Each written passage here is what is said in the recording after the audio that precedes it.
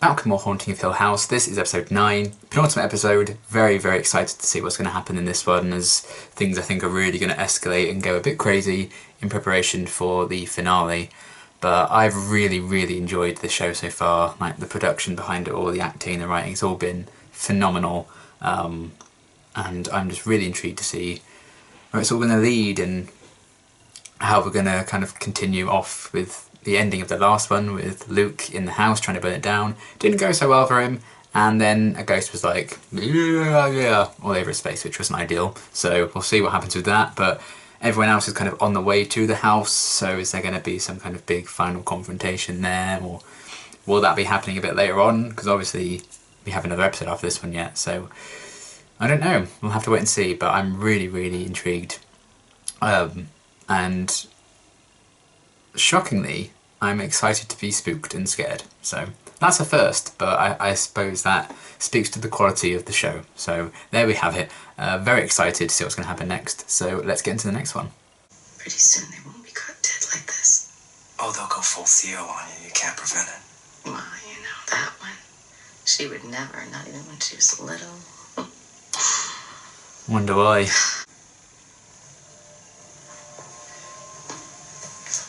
Oh. You guys coming? When I was 12, my dad died unexpectedly. I'm sorry.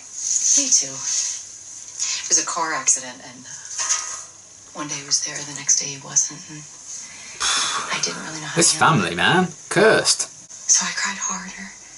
The hail came harder too. I'd been through hail before, but not like that.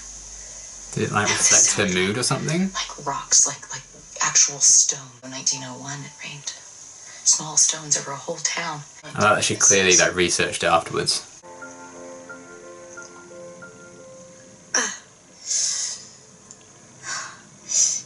Come on, not now. Was there something in the tea? No. I said no. Ghost. Please. She isn't feeling good lately. It's gonna feel worse in a few days.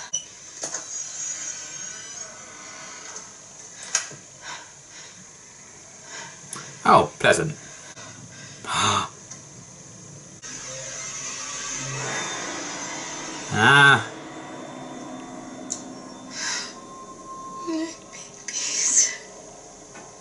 That's what Nell saw, but from like the ceiling wasn't. Ah, hello.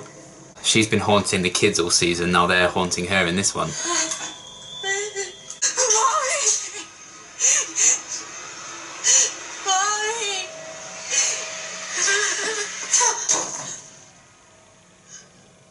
God. She fell down the way Shirley and Theo both did as well. I may have put too much on poor Stevie. Oh, really? Ah.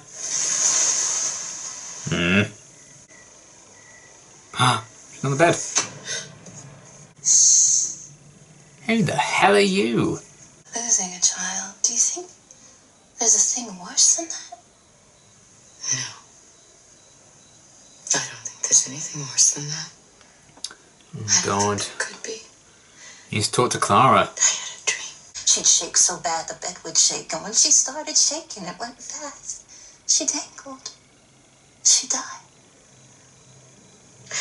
And my boy. This is a lovely story.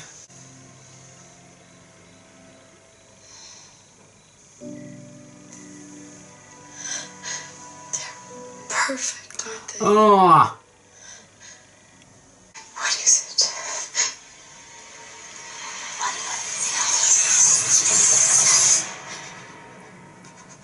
Uh-oh. Liv, what's going on with you?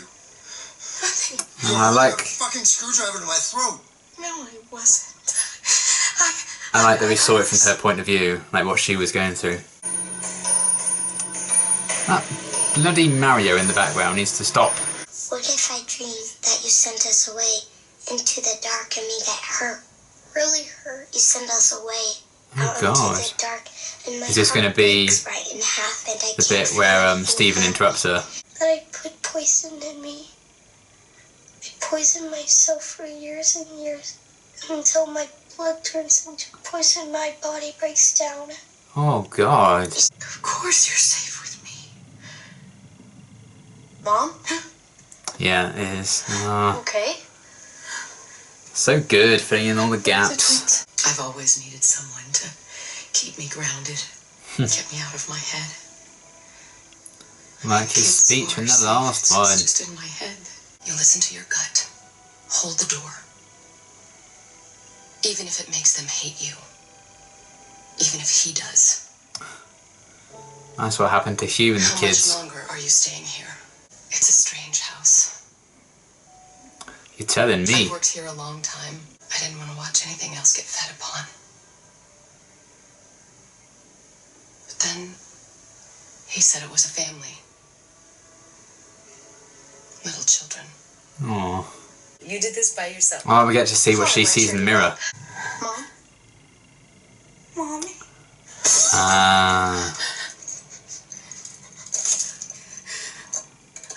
I mean, that's fair. Do you think there's something wrong with me? Like really wrong? Yes, you're living in this house. It'll be fine. Won't be fine. So will you. She won't. Can Abigail spend the night while you're gone? Like a sleepover. Nellie said it was okay. She can have my bed. It's fine, sweetie. Oh, she doesn't think it's a real... It's a mess. It's a mess. And I'm stressed. Is that the last time some of them ever see her? It's not possible. Yeah, that's not ideal. Let's just call it a bust. Okay, listen, you cannot just sit here so nasty. Guys! Uh-oh. You want to call me back later when the kids have gone to sleep? No, you have your hands full. Hear you, bud. Okay.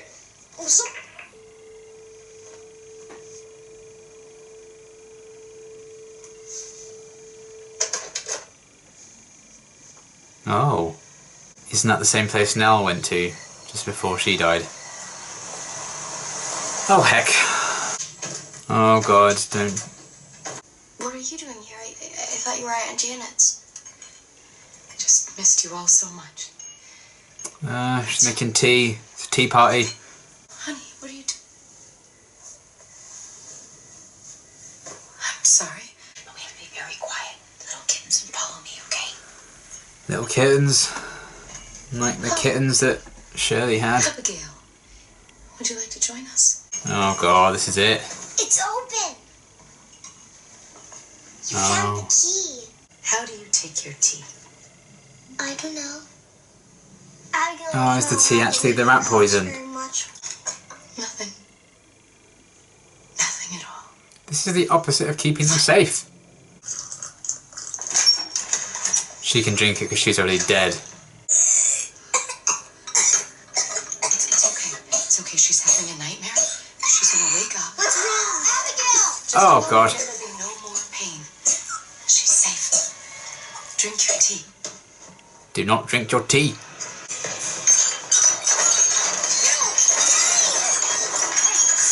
What are you doing? Oh, there it is. Oh. You can see it now.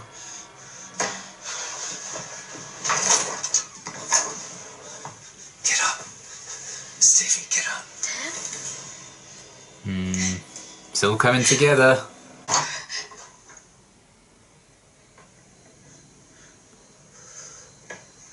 They're in there. Oh. That was in the first episode, wasn't it?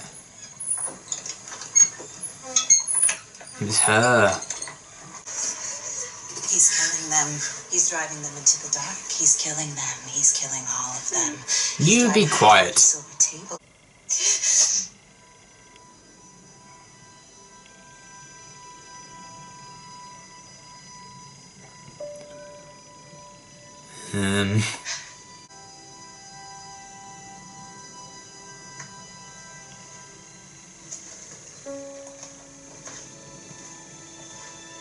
Well.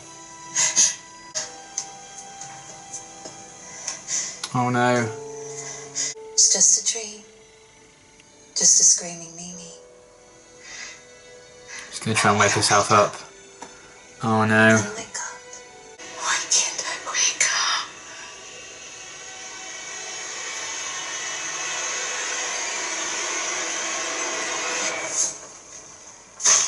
Oh my god.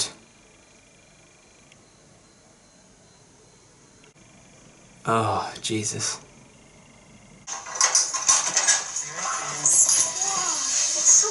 This is it. Oh, so that they first get here. It's gonna be a long summer. Well, haven't you always wanted an endless summer? Oh, and it is endless because she dies. You guys go on without me. How could we? Oh. That's mean. Okay, I love that episode. Really, really good stuff. I love that we got a lot more answers than I was expecting, actually, to kind of set the stage for the final episode, because this was like basically entirely set in the past, which I actually really enjoyed, because I do feel like, understandably, a lot of the focus in terms of like the plot and everything, if you evened out the screen time, I think, in every episode, I think obviously it would lean more towards like the present day stuff.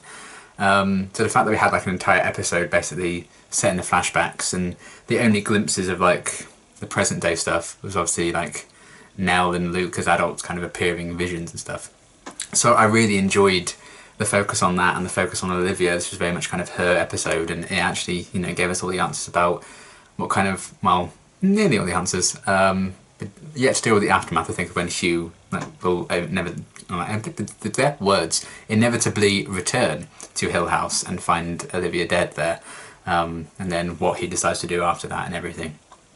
But we kind of saw the events from Olivia's point of view, all like those visions and stuff that we'd seen previously through other characters' eyes. We kind of saw what she was seeing in those moments leading up to that, and then the events that kind of led to her death as well, and the fact that she died in a very similar way to Nell, and in the same spot. Obviously Nell ended up hanging herself and Olivia just fell off that kind of balcony bit.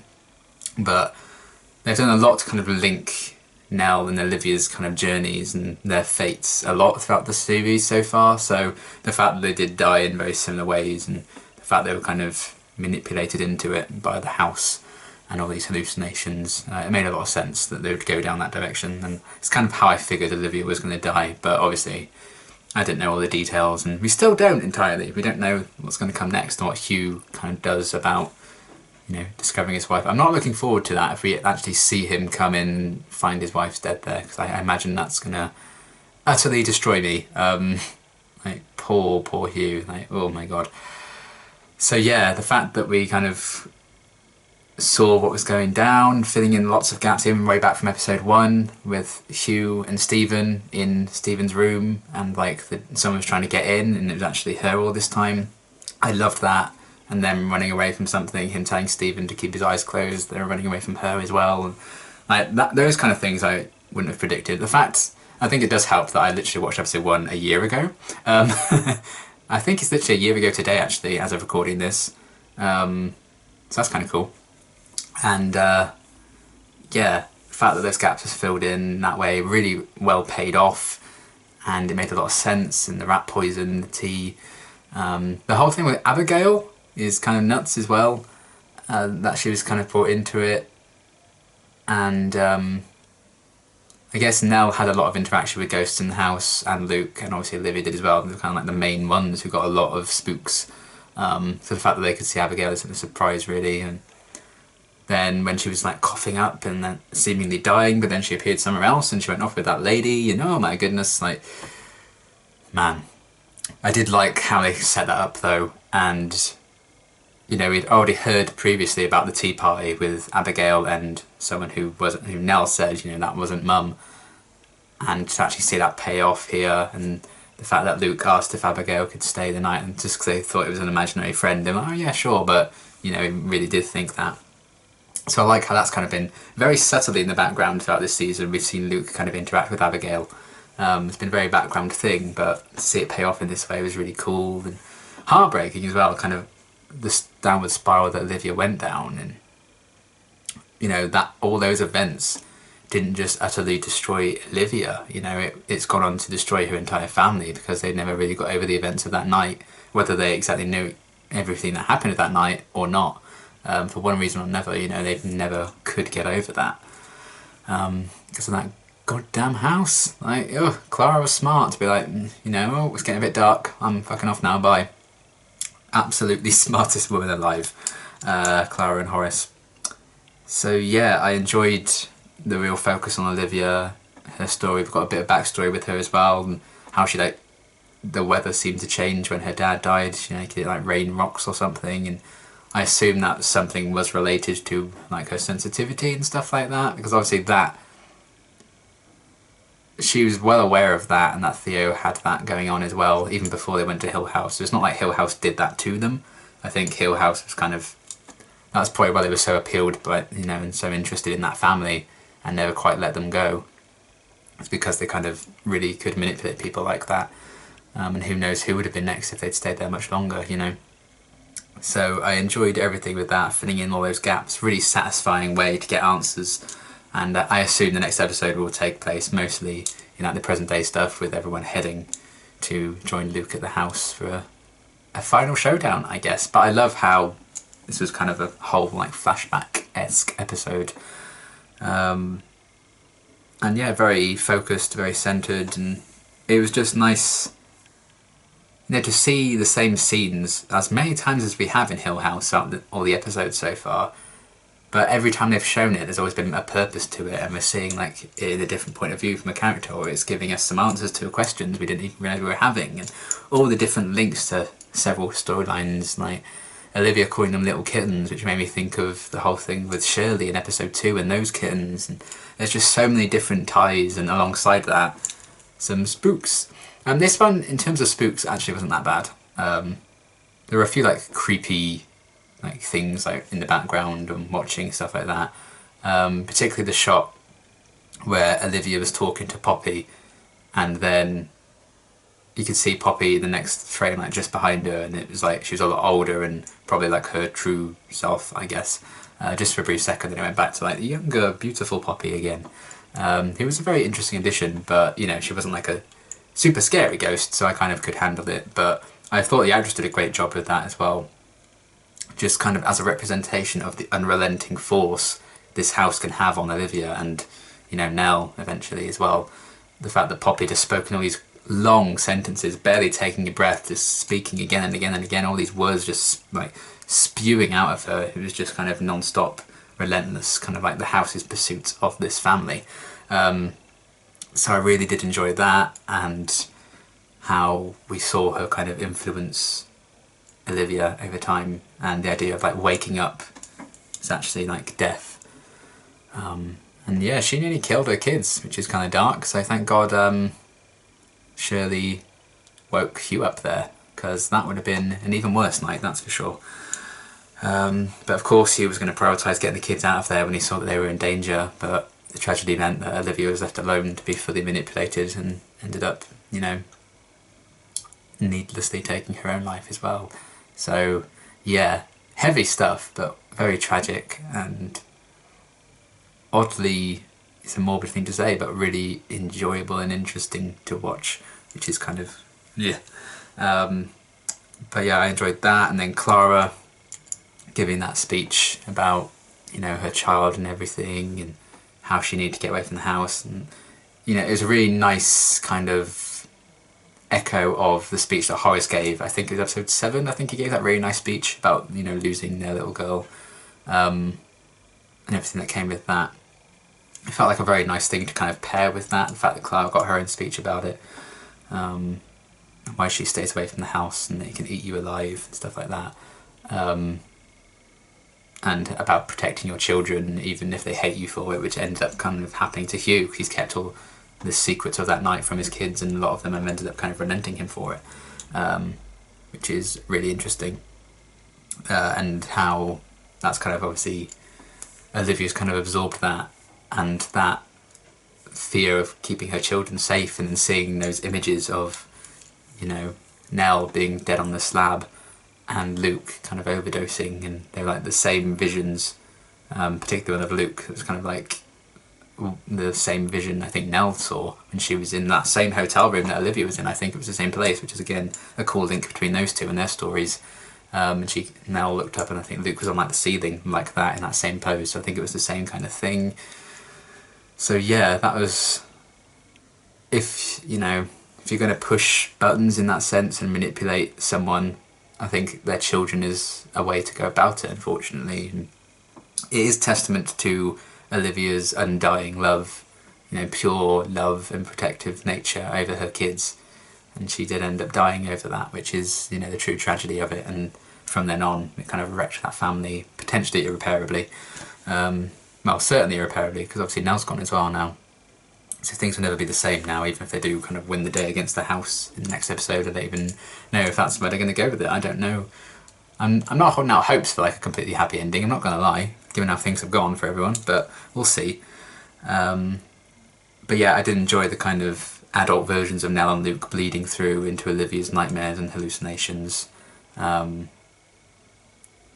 they were probably the two who have gone down some of the darker paths since her death, and she couldn't enjoy being in the here and now with her kids, and like she was saying, she just wanted to freeze them so they could start this way forever. When she saw them, the only occasions where she's actually seen her kids older, they were both dead in those visions, so she couldn't even enjoy the potential future, and that just adds to, I need to save them from that potential future, and that's kind of where it all escalated and spiralled in a very tragic and sad way. So yeah, just a very well put together episode again. Very satisfying to get all those answers, fill in the gaps with all these like scary moments in the previous episodes. Just so brilliantly done, and I thought the actress who played Olivia was brilliant and had a lot of there was a lot put on her shoulders in this episode for sure, a lot to kind of portray, and I think they did a great job with it, and the whole cast are just phenomenal, they really are. Like, such a risk, I think, to do a show so heavily needant, is that a word? I don't think that's a word. Heavily reliant on child actors, and I think they've done a great job in terms of what child actors they've gotten, because I think they've all been really good. So it's always, I think, a big risk of doing that, and you either make it or break it, I think, with the right cast in terms of like children and stuff. But they've done a stand-up job with that, and obviously the adult actors are also bringing it too.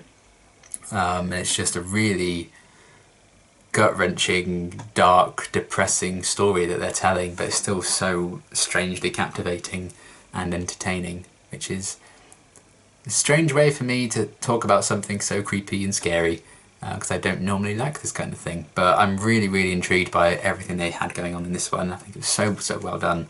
Loved getting all those gaps filled in and all these answers, but still have a few more questions as we head into the final episode. And I'm actually sad that it's going to be the final episode, because I've really, really enjoyed this series a lot. But I am excited to see how they're going to wrap this up, and if we're going to lose anyone else. This show certainly likes its parallels and cyclical things and all these links to certain scenes and characters and lines. So if, the show kind of, the main focal point of episode 1 was Nell's death at the end and her dying, it wouldn't surprise me if they kind of end the series and close it off in the kind of cyclical nature of someone else dying. So we'll have to see. I mean, they could all go, quite honestly. I have no predictions, but I'm going to keep my fingers crossed that at least someone survives it. Make a hell of a book, wouldn't it, this whole extra adventure? We'll see. But yeah, really, really good stuff. A fantastic episode. Loved getting the answers about Olivia and filling in all those gaps with her and everything they kind of had going around it. But it was very good, and it was probably the least scary episode for me, which I also approve of, because I don't like being scared. But yeah, very excited to see how they're going to end the show, and yeah, amazing stuff. I can't wait to see what's going to happen. And until my next reaction, thanks for watching.